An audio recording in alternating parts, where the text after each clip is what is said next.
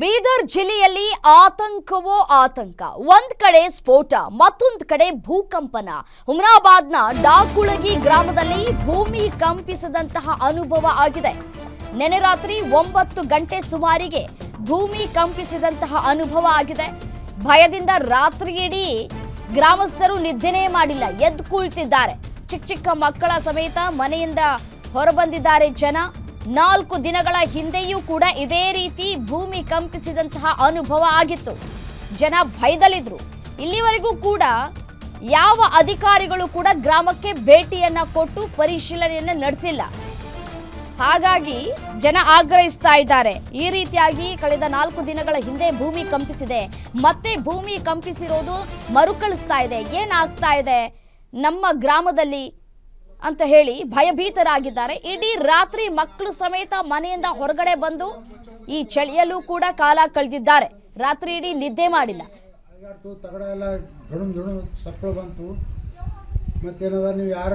Check 9 बजे के time हम खाना खा रहे थे। खाना खा रहे तो एकदम धड़ाधड़ आवाज आ गई। हम सोचे क्या हुआ बोले तो बाहर आके देखे पूरे पब्लिक जमा हुई थी। भूकंप होगा बोल के गुल लगाए। पब्लिक पूरा परेशान है साहब। हम यहाँ पर छोटे बच्चे सब पूरे बच्चों को लेकर बाहर आ गए साहब। हम 3-4 दिन पहले भी ऐसे ही हुआ था साहब। अगर हम ऐसा हो तो कैसा करना, आप आके जरा कुछ इंक्वायरी करो साहब। 9 बजे के टाइम हम खाना खा रहे थे। खाना खा रहे तो एकदम धड़ाधड़ ಭೂಕಂಪಿನ ಶಬ್ದ ಆಗಿ ಎಲ್ಲ ಜನ ಭಯಭೀತರಾಗಿ ಎಲ್ಲ ಮಕ್ಕಳು ಎಲ್ಲ ರೋಡ್ ಮೇಲೆ ಬಂದು ಕುಂತಿದ್ದಾರೆ. ದಯಮಾಡಿ ಈ ಡಿಪಾರ್ಟ್ಮೆಂಟ್ ಆಫೀಸರ್ಗಳಾಗಲಿ, ಇವು ರಾಜಕೀಯ ನಮ್ಮ ಎಲೆಕ್ಟೆಡ್ ವ್ಯಕ್ತಿಗಳಾಗಲಿ ಎಲ್ಲರೂ ಸ್ವಲ್ಪ ಗಮನ ಹರಿಸಬೇಕಂತ ತಮ್ಮಲ್ಲಿ ಕಳಕಳಿ ವಿನಂತಿ. ಅದೇ ರೀತಿಯಾಗಿ ಒಂದು 3-4 ದಿವಸವೂ ಕೂಡ ಒಂದು 2-3 ಸರ್ತಿನೂ ಈ ಥರ ಶಬ್ದ ಆಗಿದೆ.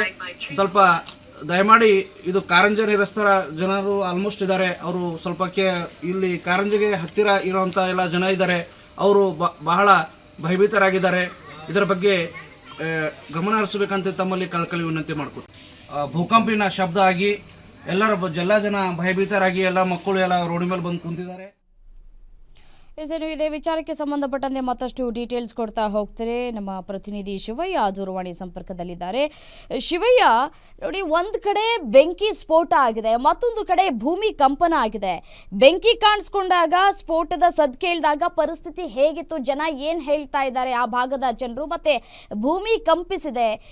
ಕಳೆದ 4 ದಿನಗಳ ಹಿಂದೆಯೂ ಕೂಡ ಭೂಮಿ ಕಂಪನ ಆಗಿದೆ. ಯಾಕೆ ಅಧಿಕಾರಿಗಳು ಭೇಟಿ ಕೊಟ್ಟಿಲ್ಲ? ಜಿಲ್ಲಾ ಮಟ್ಟದ ಅಧಿಕಾರಿಗಳಾಗಿರ್ಬೋದು, ಭೂವಿಜ್ಞಾನಿ ಅಧಿಕಾರಿಗಳಾಗಿರ್ಬೋದು, ಯಾಕೆ ಸ್ಥಳಕ್ಕೆ ಭೇಟಿ ಕೊಟ್ಟಿಲ್ಲ ಅಂತ?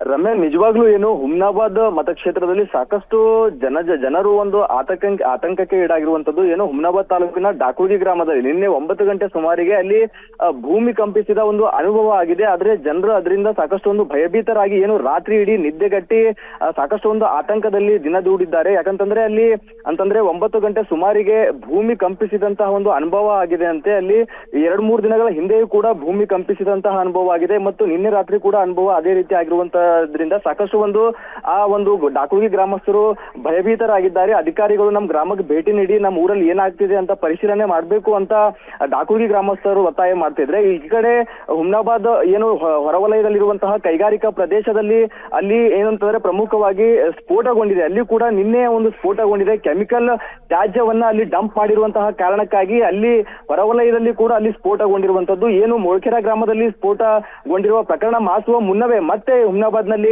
ಹೊರವಲಯದ ಒಂದು ಕ್ಷೇತ್ರದಲ್ಲಿ ಸ್ಫೋಟಗೊಂಡಿರುವಂತದ್ದು. ಸ್ಥಳಕ್ಕೆ ಏನು ಪರಿಸರ ಮಾಲಿನ್ಯ ಅಧಿಕಾರಿಗಳಾಗಿರ್ಬೋದು, ಮತ್ತೆ ಡಿವೈಎಸ್ಪಿ ಮಡೋಳಪ್ಪ ಮತ್ತೆ ತಹಶೀಲ್ದಾರ್ ಅವರು ಕೂಡ ಭೇಟಿಯನ್ನ ನೀಡಿದ್ದಾರೆ.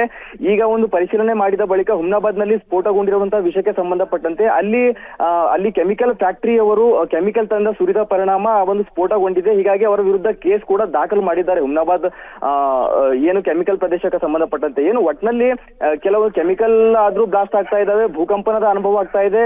ಹುಮ್ನಾಬಾದ್ ಮತಕ್ಷೇತ್ರದ ಸುತ್ತಮುತ್ತಲಿರುವಂತಹ ಗ್ರಾಮಸ್ಥರಿಗೆ ಎಲ್ಲೋ ಒಂದ್ ಕಡೆ ಒಂದು ಆತಂಕದ ವಾತಾವರಣ ಮನೆ ಮಾಡಿರುವಂತದ್ದು. ರಮ್ಯ, ಥ್ಯಾಂಕ್ ಯು ತಮ್ಮೆಲ್ಲ ಮಾಹಿತಿಗಾಗಿ ಶಿವಯ್ಯ.